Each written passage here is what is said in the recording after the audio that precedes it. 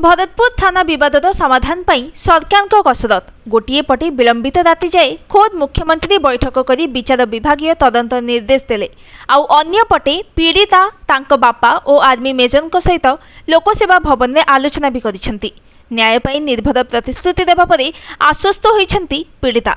सेहीपरि तदंत कमिशन अध्यक्ष जस्टिस चित्तरंजन दास कहिसेंती खूब शीघ्र तदंत प्रक्रिया आरंभ करी न्याय प्रदान कराजिबो। भरतपुर थाना 14 तारीख विलंबित रातिर विवाद आउ लोकसेवा भवन में 22 तारीख मध्यरात्रि मुख्यमंत्री विचार विभागीय तदंत निर्देश। गत 8 दिन है भरतपुर थाना घटना को नहीं निया तेजुवा बेले आज से पूर्णछेद टाणिबा प्रयास करिसेंती राज्य सरकार।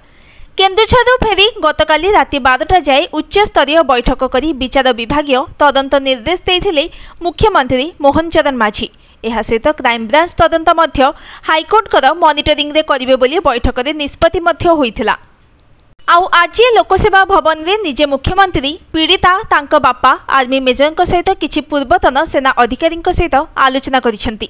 मुख्यमंत्री सहित उपमुख्यमंत्री केभी सिंह देव, आईन मंत्री पृथ्वीराज हरिचंदन और राजस्व मंत्री सुरेश पुजारी मध्य आलोचना करिसेंती। आलोचना परे पीड़िता कहिसेंती लोकंक मुख्यमंत्री बोली प्रमाणित कले मोहन माझी। अनुरोध रक्षा करिथिबारु राज्य सरकार को धन्यवाद देछंती पीड़ितांक बापा। अन्यपटे एही मामलें नियुक्त तदंत कमिशन अध्यक्ष जस्टिस चित्तरंजन दास कहिसेंती न्याय निश्चित मिलिबो। रोड रोमियो पुलिस एवं आर्मी ऑफिसर समेत पीड़ितांकु तदंत परिसरभुक्त कराजिबो।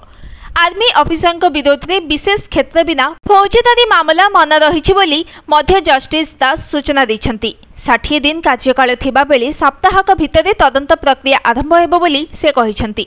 एही मामलारे हस्तक्षेप पाई गत 18 तारीख रे स्थल सेना मध्य भारत एरिया मुख्य lieutenant general PS Shekhawat high court मुख्य विचारपति को चिठी लिखिथिले। घटना को नहीं एक जनस्वास्थ्य मामलार शुणाणी करी आज किछि गुरुत्वपूर्ण राय देछंती हाईकोर्ट। एही घटना रे पीड़िता एवं मेजरकर ना गणमाध्यम रे प्रकाश करने को बारण करिसेंती।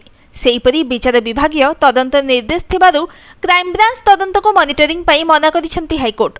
तेबे भरतपुर थाना सीसीटीवी लागि नथिबा नै क्षोभ प्रकाश करने सहित समस्त थाना सीसीटीवी स्थिति जणाइबाको एडीजी को निर्देश देछंती। तेबे घटना रे सरकारकर त्वरित पदक्षेप को हाईकोर्ट प्रशंसा करिथिबा जणा पड़िछि। Bureau report news today.